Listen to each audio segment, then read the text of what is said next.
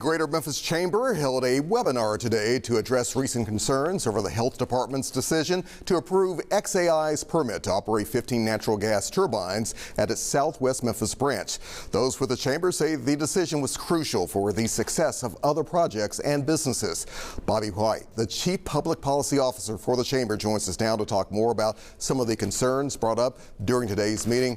Bobby, glad to have you back here on News Channel 33. Good to see you as always. Good seeing you. You've been really kind of breaking it down because I know you know first and foremost, a lot of people have viewed the chamber, especially recently, as being just the face of business, but not necessarily the face for those in the community. Kind of weed through that for us. How do you break that down? Well, I think the thing of it is that people just understanding the role we play. We have a Chief Economic Development Officer who speaks about 4 languages. I speak fluent barbershop, right? So barbershop. Okay.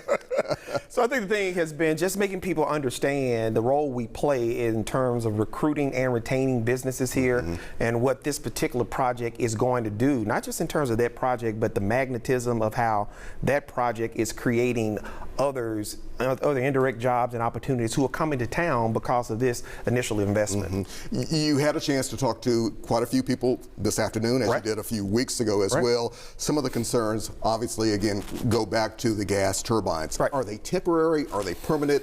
Straighten this out for us. Yeah, there are actually two levels. The temporary gas turbines, according to EPA rules, can operate up to 364 days.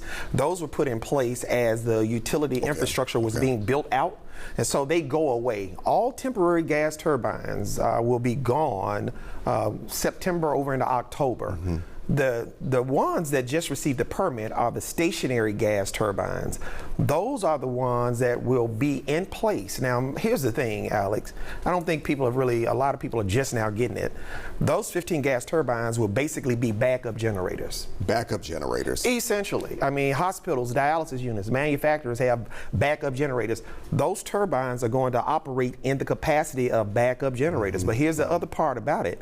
They're going to be a second level backup, because the first level, if anything were to happen to the grid, the battery packs, the Tesla mega packs that the company has in place would be the first level of backup. And then if something happens from there, bam, those come on, and those gas turbines that just got the permit, those would be the ones that would snap on. One thing, though, you also kind of brought up during the webinar today that I found interesting. You said some in our community, some elected leaders included, have been a little cavalier about this $1 billion project. Yeah, what are you saying? We're not tripping over. There's some cities, they don't have to go and work for it. You know, Memphis, we still got to bring it out of the mud when it comes to actual opportunity. There's some cities, they don't have to promote themselves. They don't have to travel the globe like we do, because guess what? They want to go there, or they want to be here. Memphis, we're in this position, and from the standpoint of where we are, we got to work hard for it. So this idea that people can be cavalier about a $1 billion project going somewhere else, which we have actually heard out of the mouths of elected officials, I don't hold that. Activists, y'all can say what you want to. Citizens, you can as well. But it's those elected officials who are supposed to be the ones to look at the return on investment and make better statements as it relates to opportunity. But are they supposed to be doing the right thing, though, at the same time, Bobby, when it comes to trying to hold everyone accountable to make sure they're looking out for the concerns of their constituents? Absolutely. And here's the thing, just a little bit of research. Just a little bit, Alex. We've dealt with, it's been like whack-a-mole with the criticism. And again, we don't defend people, we defend projects.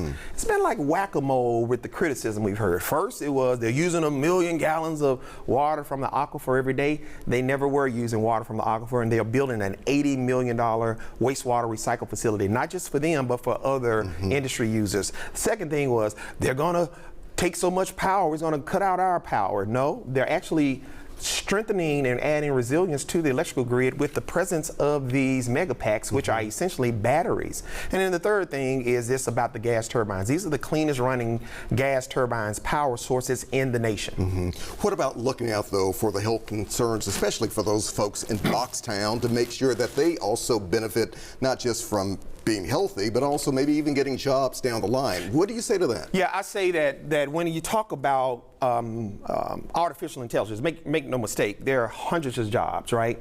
But the thing is, when you have a project like this, it leads to thousands of jobs. We got about 15,000 jobs in our economic development pipeline right now, and a lot of that has to do with what we're seeing from the president of this company. The second thing is, we've already seen it, a company like Aon that's here in town, a company like Hyson Hyco, which just announced major development, and they are tied to this industry. So what we're looking for right now is, the biggest threat is not these backup power generators. The biggest threat, honestly, for us, as much as we are a regional chamber, the biggest threat is what's an eighth of a mile from the second facility, which is Mississippi. Maybe losing jobs to Mississippi, maybe losing jobs to Arkansas. There you go. The reality of it is that what we're seeing in this moment is the competition is such that people can go right over to Mississippi and still do business with this company. People can go right over to Arkansas and still do business. So our thing is, in this moment in time, we want to do as much as we can to keep those jobs here, because guess what? Those taxes come here. They can go to Mississippi, still run up our roads, go to the Grizzlies games, use our airport, but those tax dollars will be over there. Bobby, how many years at the chamber? This is 6. How do you know? This is I know these things. Look at Alex doing his homework, ladies and gentlemen. Things. This is number 6, my friend. Happy anniversary to you. I appreciate you, brother. But then, let's say, this is a pivotal time in our history. Happy to be in this place, and I'm really excited about the road ahead. Let's keep this conversation going, because Absolutely. people deserve answers, and we appreciate you talking. Thank you. All right.